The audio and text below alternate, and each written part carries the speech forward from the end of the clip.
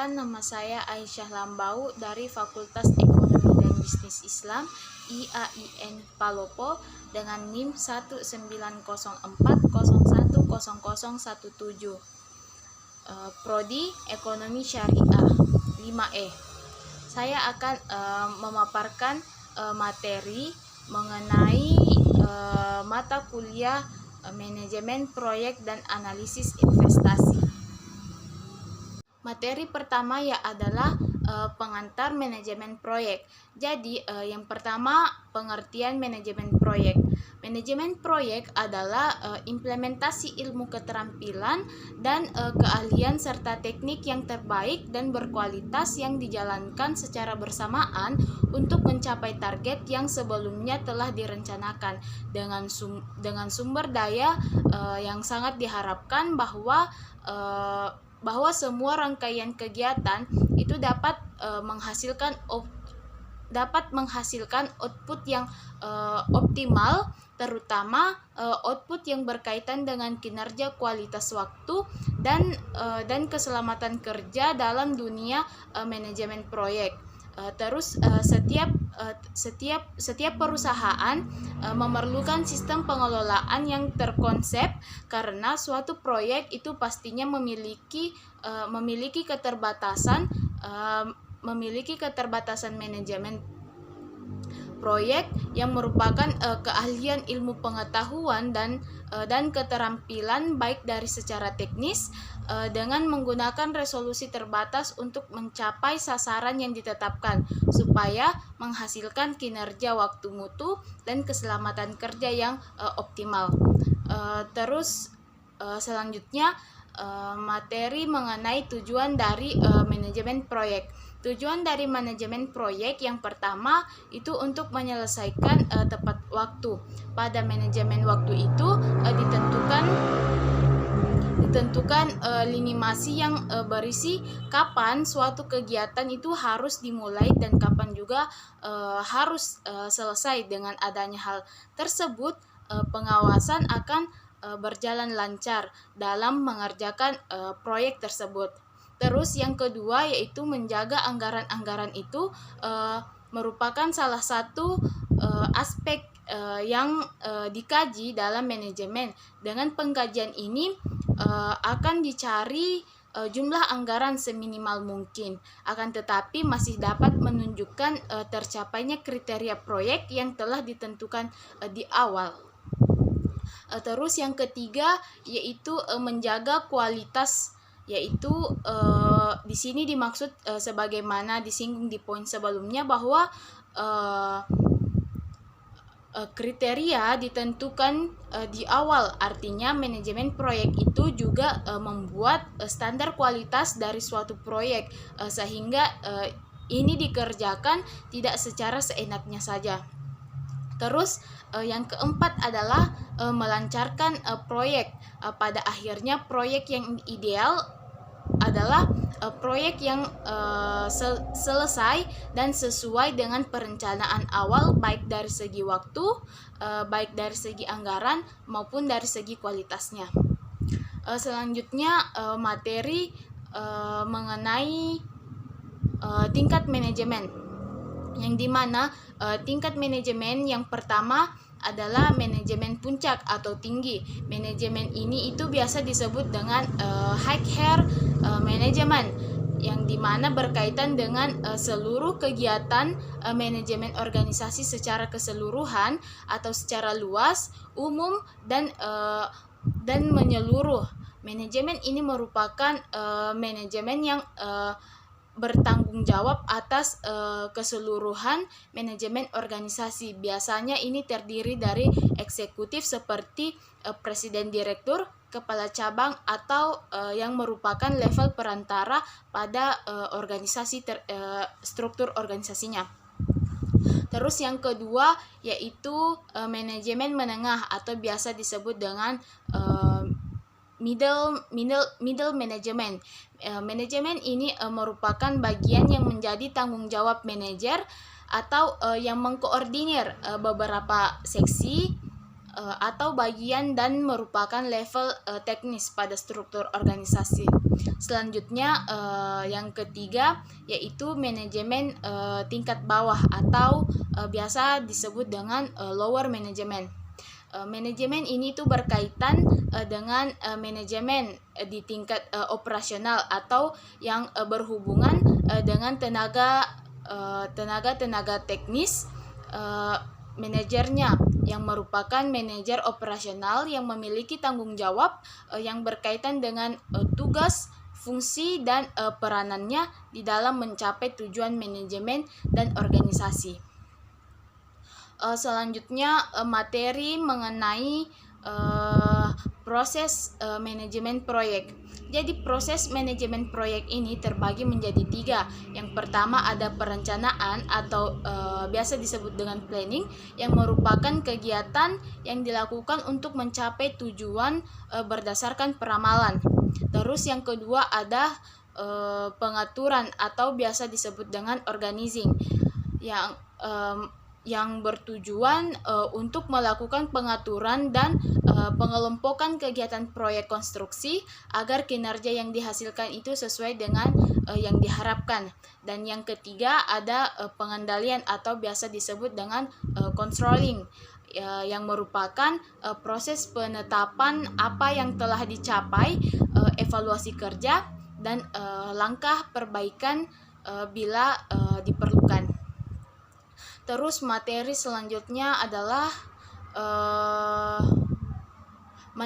manfaat dari manajemen proyek. Manfaat dari manajemen proyek itu yang pertama untuk memenuhi kebutuhan dari proyek dan pelanggan. Terus yang kedua untuk meniadakan dengan melakukan standarisasi dan pekerjaan proyek yang repetitif. Terus yang ketiga ada mengurangi jumlah pekerjaan yang mungkin terlewati. Yang keempat ada menghilangkan duplikasi pekerjaan. Yang kelima ada mengendalikan schedule, dan yang keenam ada memaksimalkan pemakaian sumber daya. Yang kedua adalah manajemen analisis investasi. Jadi manajemen analisis investasi adalah metode evaluasi investasi sektor industri maupun ekonomi yang dapat mencakup pengembalian masa lalu untuk memprediksi kinerja masa depan, yang memiliki jenis investasi yang paling sesuai dengan kebutuhan investor melalui pengevaluasi sekuritas individu seperti saham dan juga obligasi untuk menentukan risiko, potensi hasil atau pergerakan harga. Terus tujuan dari analisis investasi adalah untuk menentukan bagaimana kemungkinan besar kinerja suatu investasi dan seberapa cocok untuk investasi tertentu. Jadi faktor kunci dari analisis investasi ini itu adalah termasuk harga yang sesuai, jangka waktu yang diharapkan untuk mengadakan investasi, dan peran yang akan dimainkan investasi di dalam portofolio secara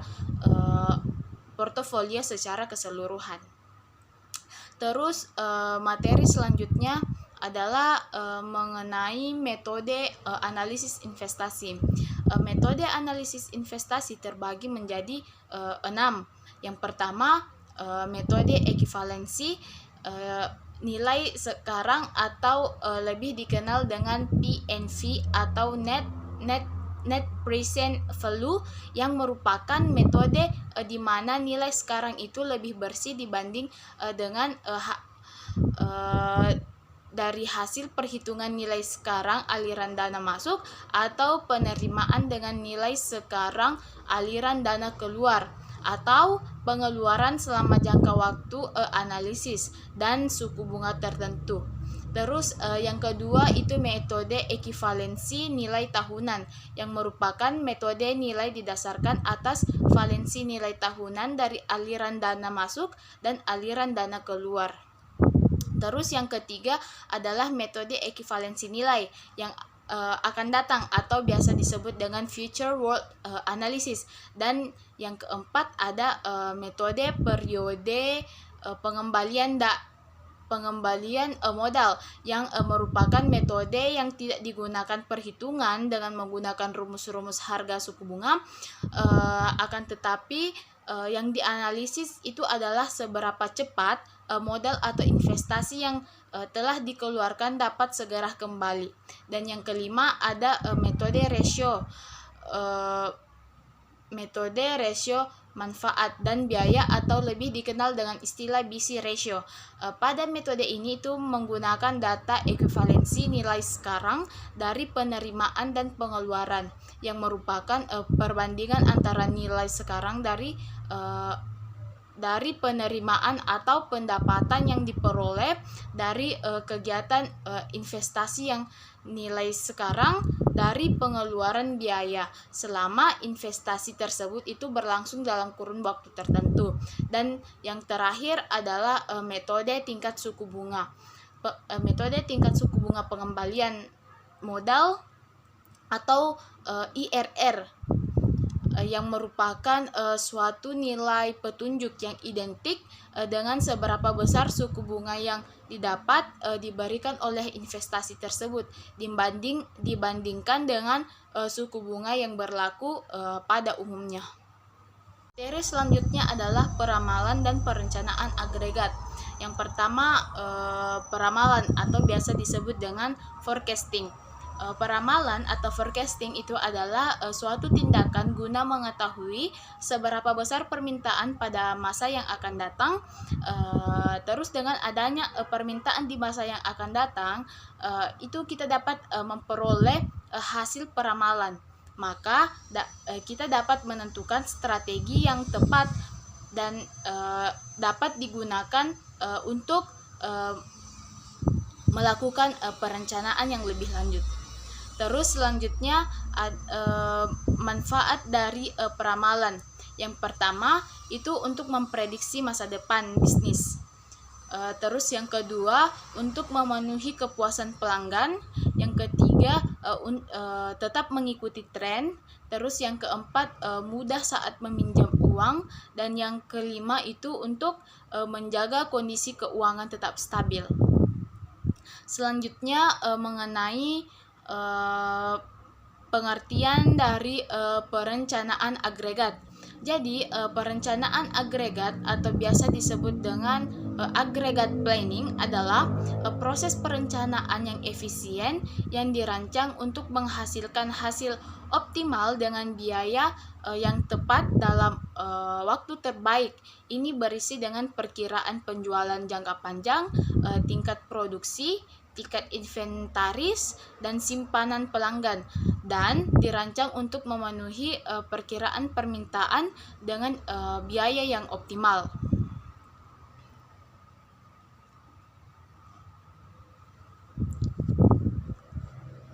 Terus selanjutnya tujuan dari perencanaan agregat. Menurut Heiser dan Render, tujuan dari perencanaan agregat adalah untuk memenuhi permintaan atas perkiraan masa depan dan meminimalkan biaya selama periode perencanaan. Selanjutnya fungsi dari perencanaan agregat yang pertama itu mengarahkan penyusunan dan melaksanakan jadwal induk produksi. Terus yang kedua sebagai alat ukur performansi proses perencanaan produksi. Terus yang ketiga sebagai pegangan untuk merencanakan jadwal induk produksi. Terus yang keempat sebagai alat komunikasi antar manajemen teras dan manufaktur. Terus yang kelima ada manajemen kemampuan produksi konsisten terhadap rencana produksi. Terus yang keenam ada mengatur persediaan produk jadi untuk mencapai target produksi dan rencana strategis. Materi selanjutnya adalah pemilihan lokasi. Mengenai pemilihan lokasi, di dalam pemilihan lokasi itu sangat penting untuk mendukung kelangsungan bisnis. Tidak hanya produk, tetapi juga pemilihan tempat yang strategis merupakan salah satu faktor pendukung dari usaha bisnis.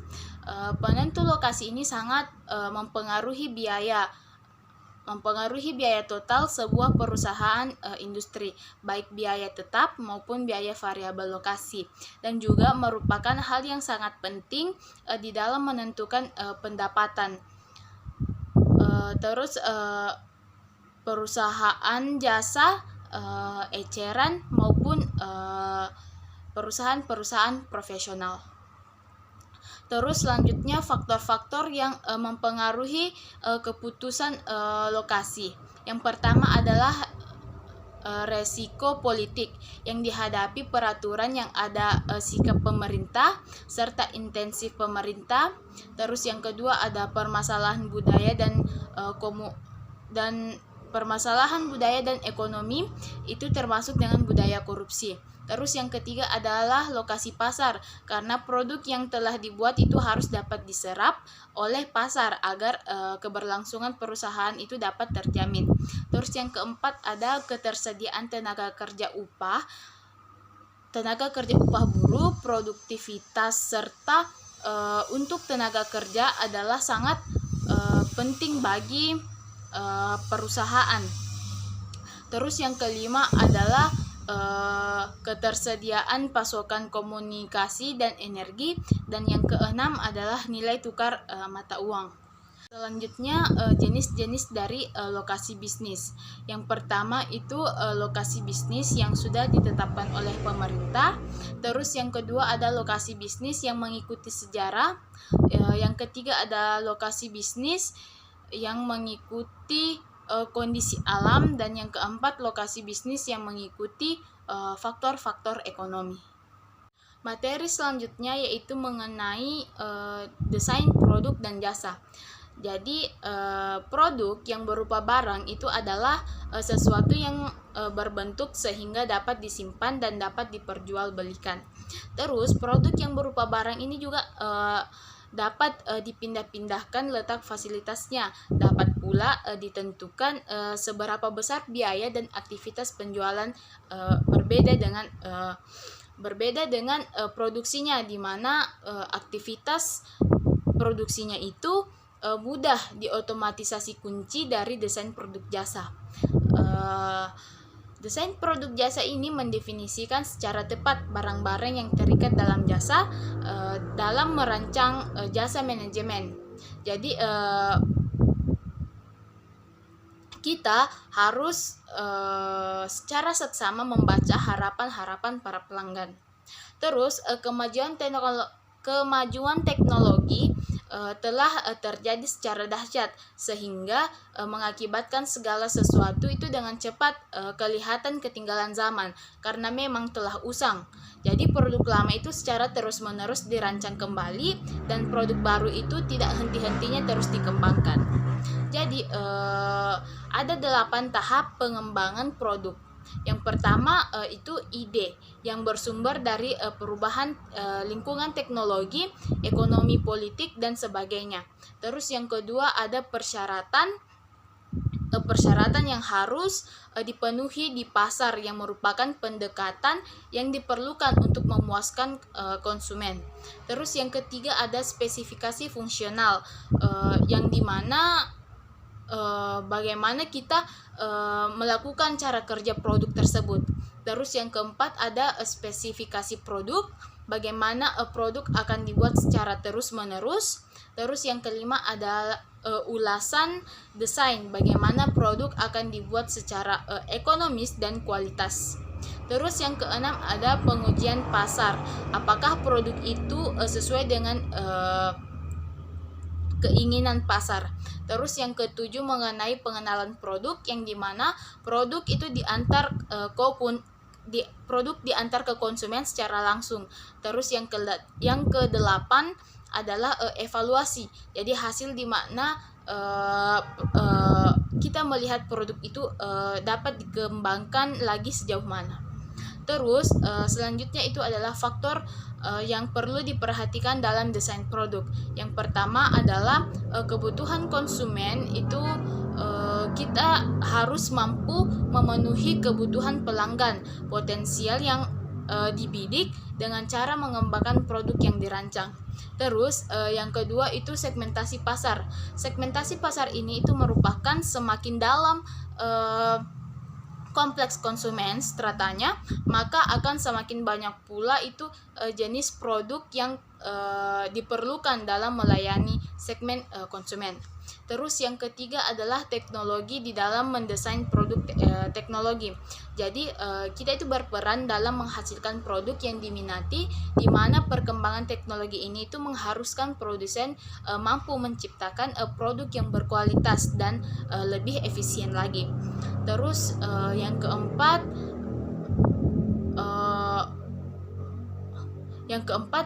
kondisi lokal dalam desain produk itu perlu dipertimbangkan budaya lokal di masyarakat, sehingga produk itu bisa dimanfaatkan dengan baik dan juga tidak menyusahkan di masyarakat. Materi selanjutnya yaitu adalah kapasitas produk. Yang pertama, pengertian perencanaan kapasitas. Jadi perencanaan kapasitas itu adalah keputusan strategis jangka panjang untuk membangun sumber daya perusahaan secara keseluruhan. Kapasitas ini itu merupakan jumlah output yang dapat dicapai oleh sebuah sistem selama periode waktu tertentu, dan juga dapat dilihat dari sudut pandang industri jasa. Kapasitas ini dimaknai sebagai jumlah konsumen yang dapat ditangani dalam beberapa waktu. Selanjutnya, tujuan dari perencanaan kapasitas. Yang pertama itu ada aspek biaya yang dipengaruhi oleh keseimbangan antara kapasitas dan permintaan atau tingkat outputnya. Terus yang kedua itu ada modal kerja yang dimana dipengaruhi oleh keputusan operasi untuk memproduksi persediaan barang jadi. Terus yang ketiga ada namanya kualitas produk atau jasa yang dipengaruhi oleh keputusan perencanaan kapasitas, terutama pada perencanaan kapasitas yang melibatkan perubahan besar di tingkat kapasitas. Terus yang keempat itu ada kecepatan merespon. Jadi kebutuhan konsumen yang dimana itu kecepatan meresponnya itu dapat menghasilkan kepuasan bagi konsumen, karena dapat cepat menikmati produk yang berasal dari persediaan tanpa menunggu barang tersebut. Selanjutnya mengenai strategi perencanaan kapasitas yang terbagi menjadi 3. Yang pertama ada kapasitas led strategi, yaitu strategi pengembangan kapasitas yang bersifat agresif. Terus yang kedua ada kapasitas lag strategi, yaitu suatu strategi pengembangan kapasitas yang bersifat konservatif. Dan yang ketiga itu ada average kapasitas strategi, yang dimana strategi ini itu memiliki kapasitas rata-rata dengan suatu strategi pengembangan kapasitas yang diselaraskan dengan rata-rata peningkatan estaminasi permintaan. Terus selanjutnya faktor-faktor yang perlu dipertimbangkan dalam menentukan kapasitas produk. Yang pertama itu adalah kapasitas bahan baku, yang kedua kapasitas jam kerja, yang ketiga kapasitas jam tenaga kerja, dan yang terakhir itu kapasitas modal kerja. Mungkin itu saja penjelasan materi dari saya. Kurang dan lebihnya mohon dimaafkan. Wabillahi taufiq wal hidayah. Wassalamualaikum warahmatullahi wabarakatuh.